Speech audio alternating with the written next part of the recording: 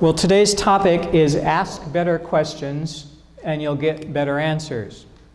So if you ask the question, how can I get more money? And someone gives you a dime, you've gotten your answer, but probably not the answer you wanted. So it helps to be specific about the kinds of things that you're looking for.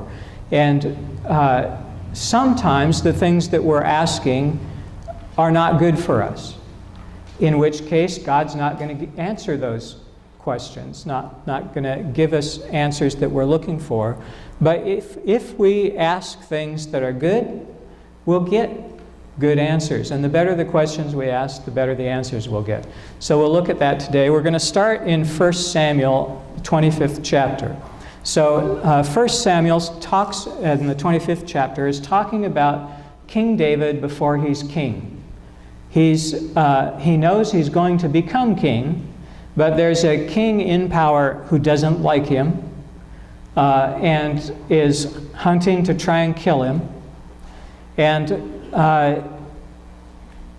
he's not going to be, in those days the king was king for life. So until King Saul dies, David's not king. He does have a band of some warriors who, when the Bible describes them, they were the scruffiest people in the land. They were the people who could not find jobs, the people who were discontented and unhappy, the people who were so fierce they couldn't get along with anyone. And this band initially sought out David because he was hiding, and he was a warrior, and he was someone they could look up to. And so he has a band now of about 600 guys at the time of this writing. If you're thinking about the military guys that you know, it's probably not in line with David's group. The Bible is quite clear that this group is a pretty motley crew. But one of the things that they've done is that they have made sure that in the area where they were, they did not do anything to hurt the people who were in that area. They went on raids to other areas, and in other areas they practiced some conquest. But in their area, they made sure that nothing happened to disrespect the people who were there. Now, verse 8. It's the time of a feast, and David sends 10 of his men with this statement. Let my young men find favor in your sight, for we've come on feast day.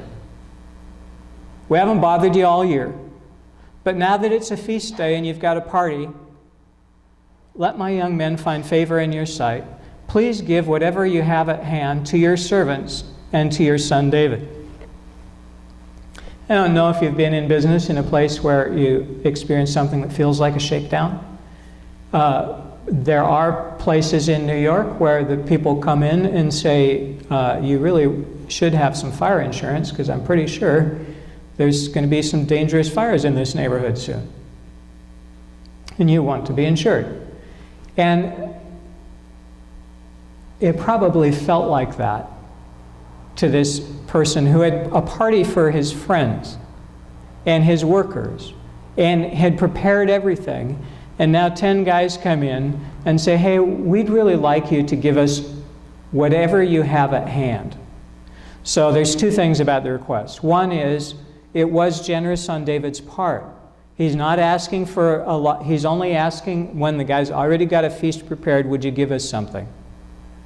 But the guy, hearing this for the first time, he's already had in mind where the feast is going, the people it's going to go to, friends and family and servants, workers. So what would you do? 10 guys, sort of ruffians, come say, hey, I see you've got a nice Thanksgiving dinner. I see you've got chairs for all your friends and family who are coming, but we really would like some of that, maybe all of that turkey and the pumpkin pie and the vegetables, if you wouldn't mind. What would you do? I can hear you dialing 911 already. The trouble is, in those days, David was 911. So the response to this question was, who's David? Who's the son of Jesse? You guys are nobody. The real 911 was King Saul. Who's David? Who's the son of Jesse? There are many servants today who are breaking away from their masters. All kinds of people are running around the countryside, organizing little bands of Robin Hood kinds of gangs. Why should I support yours? Shall I take my bread, my water, the meat that I've butchered for my shearers, and give it to men who come from I don't know where? So we're talking today about asking good questions, and let me just tell you in case you haven't guessed, this is a bad question. In fact, that's overstated. This is a great question, but it's asked by someone who has the wrong attitude, and so he completely misses what could have been a great question. The response of David on hearing this guy's answer is, okay, every man strap on his sword. 400 guys get their swords, and 200 stay back to guard what they have already. And there's 400 armed men who are about to come to your Thanksgiving dinner since you weren't willing to share it.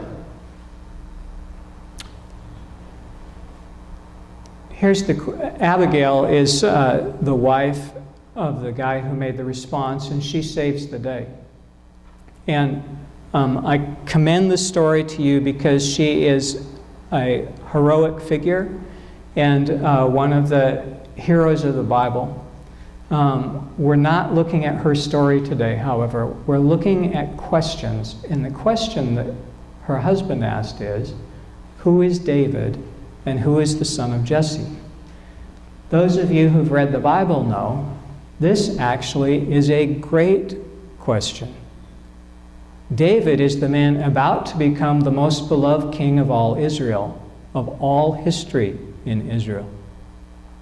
The son of Jesse is about to become, in a couple centuries, the ancestor of the Messiah, not just of Israel, but of all the earth. Who then is David and who's the son of Jesse is a great question. But this person answering it, because he's not asking the question to find out who David really is, he's asking it with the attitude, David's a nobody. I'm not going to help him. So sometimes you can ask a great question, but have your ears closed and not be able to understand the way that God is moving in mercy in your life. He could have given a feast to the person who would become the most beloved king. Think about how his relationship would be different once David became king if he had gone out of his way to bless David and his men at this time when they were hungry. Completely different, right? So let's turn to 1 Samuel and take a little bit of time to look at Abigail, since she is such a great heroic witness. Verse 14. One of the young men told Abigail, Nabal's wife, David sent messengers out of the wilderness to salute our master, and he shouted insults at them.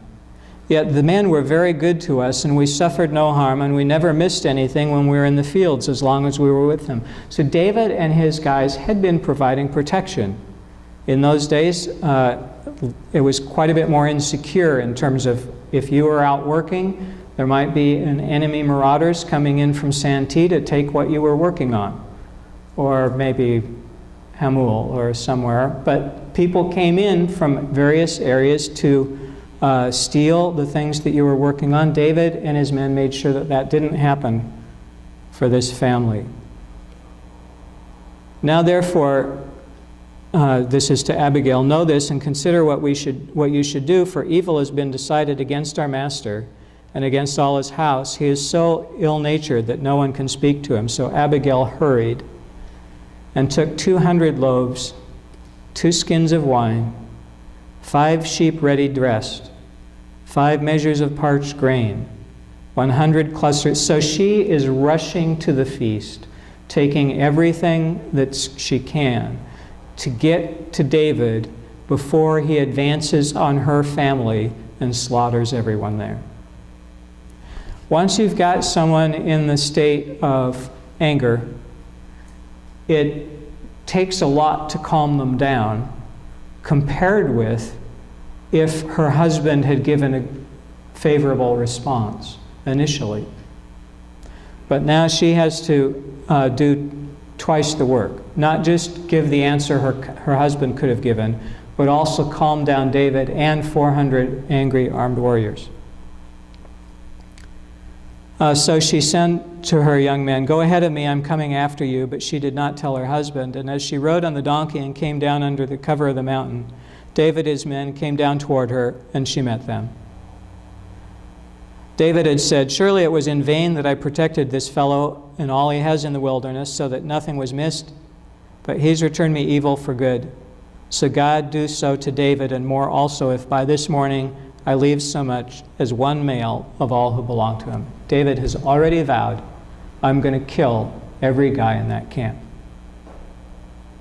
And Abigail, because of her generosity, because of her graciousness, is able to intervene and to get David and his guys to dial down and to bring a good solution to what could have been a disaster for herself and her family. When she sees David, she falls down and says in verse 24, "Upon me alone, my Lord, be the guilt.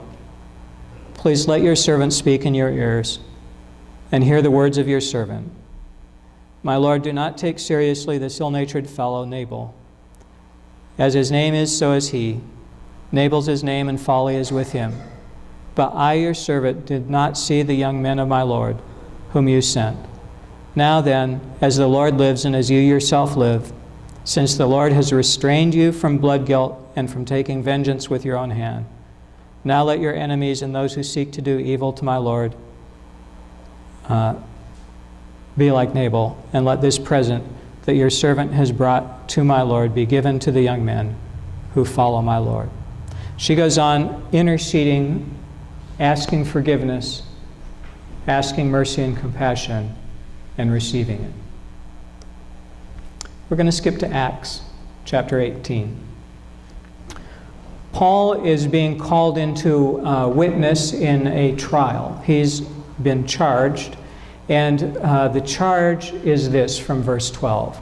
This man is persuading people to worship God in ways that are contrary to the law. So they had a church.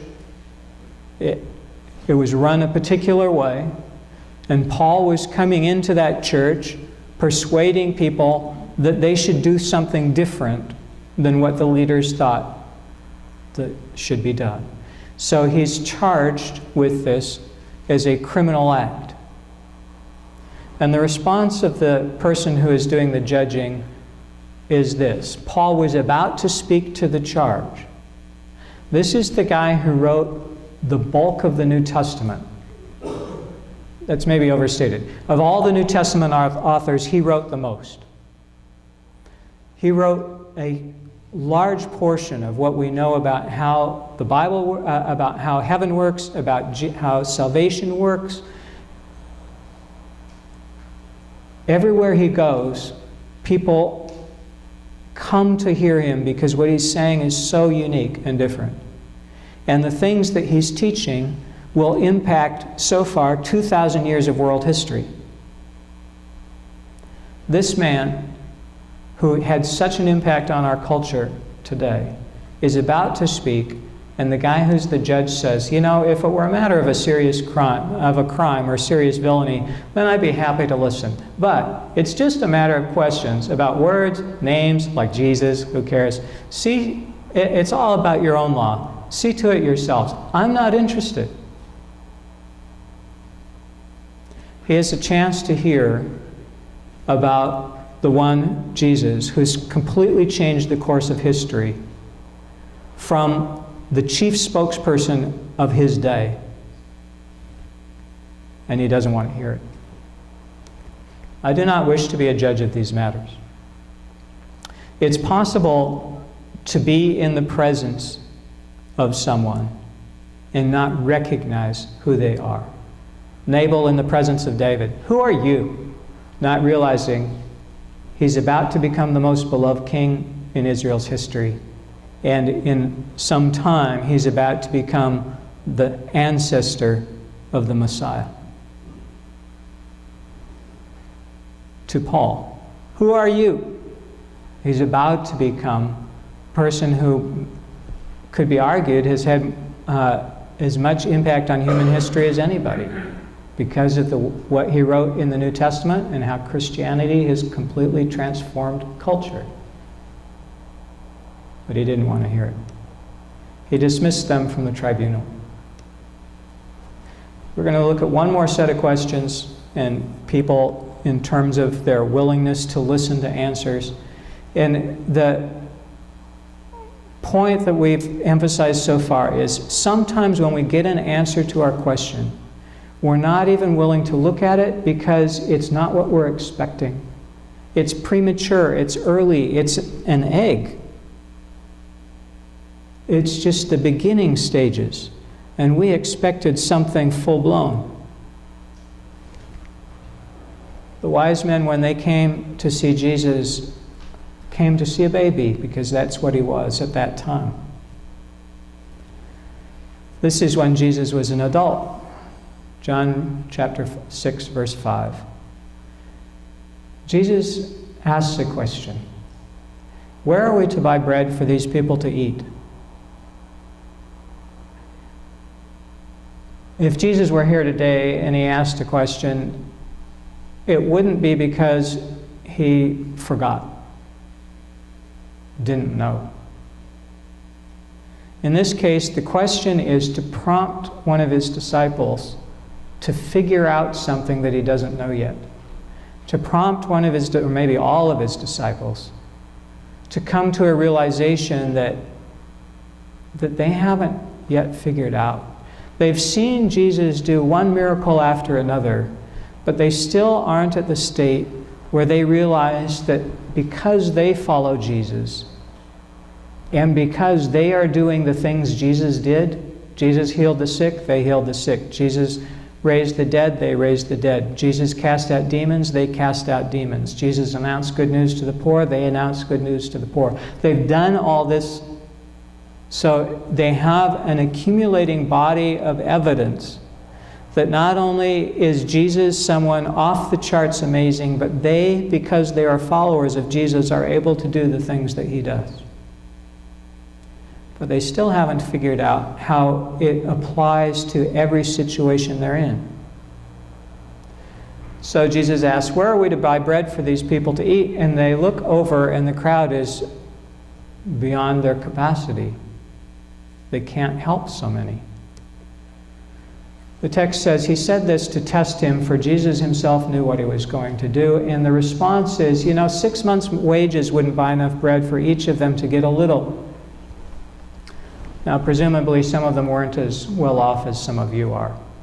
But 6 months' wages is an equivalent for everybody, whether you're a McDonald's worker or a fisherman in Sea of Galilee or someone today. 6 months' wages is impossible to raise, right? On short notice, especially. How could you possibly set aside that much? And it wouldn't be enough. The crowd's too big. They'd only get a little. This mentality of the disciple is often a mentality of Jesus' disciples today, who've seen the miracles in history recorded in the Bible. They've seen the miracles recorded in the pages of history from when Jesus was alive to today. They've seen one miracle after another, one continent after another, and they still haven't figured out that it can apply to their life too. One of his disciples said, "You know, there's a boy here who has 5 barley loaves and 2 fish. Awesome statement. And then backs off a little and asks a not very good question. But what are they among so many people? One of the things, if you're going to ask bad questions, you may as well at least ask them to someone who loves you. And luckily for this disciple, that's what he did. He asked Jesus. What we've got isn't... It wouldn't feed the 12 of us. So it's not going to feed all this crowd. It's what we've got. But what is this among so many people? If you're going to ask a question that is based on doubt, at least ask it to Jesus who loves you. But better, if you can ask a better question. But at this point, for this disciple, it was what he could ask. It's all we've got. Now what? What you have, it's enough. It may not feel like it. It feels like the need is way too much, and what you have is so little compassion left, so little love left, so little time, so little resources, so little whatever it is that you're short of. Not enough. It's enough with Jesus. By yourself, you're right. By yourself, not enough. Won't do anything. But given to Jesus, it's enough. Jesus' response is make the people sit down. When he sees the 5 loaves and 2 fish and the amazing crowd, when he sees your little bit and the need, all that you care about, what you want to do, the change you want to impact on our world, and he sees the little that you have, it's enough. Make the people sit down. Tell them to get ready to eat. What you have is enough.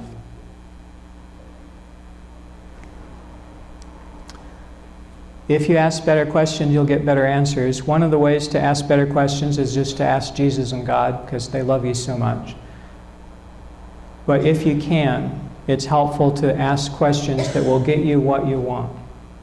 One of the best ones to ask is not what's wrong with America, which no matter how great the nation is, will cause you to get answers that you probably don't want. But if instead you ask, how can I get involved with what God is doing in America today? That will get you different answers, cause you to focus on different things, cause you to see people you never noticed before, cause you to see resources you never noticed before. What's God doing in America today, and how can I get involved with that? How can I help? That'll cause you to have a complete change in what you see and what you feel as you begin to take action. This is true if you ask the question about your family. How can I get involved with what God is doing in my family today? Or your business, your city, whatever scale you want to apply this to. We're going to take a moment for prayer.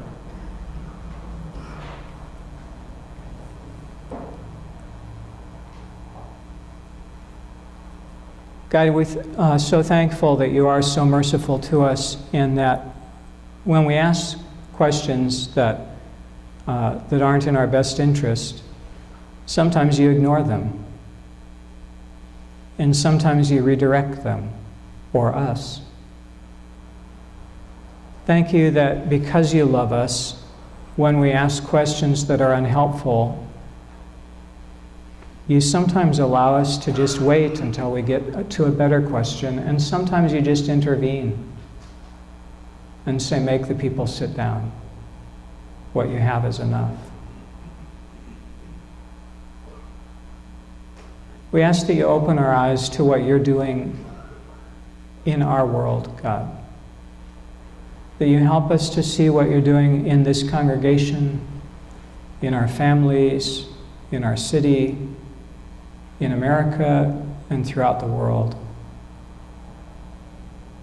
And as we begin to see the ways that you are making a profound change today, in places where it looks like, oh, that's not enough, and yet the 5 loaves and 2 fish begin to feed the multitude. We ask that you help us to have faith and to not miss what you're doing, thinking, oh, what's David? When we're seeing him a few years before he becomes king. Or who's Paul? When we're seeing him a few years before he changes the world. Thank you for your mercy, we praise you. Amen.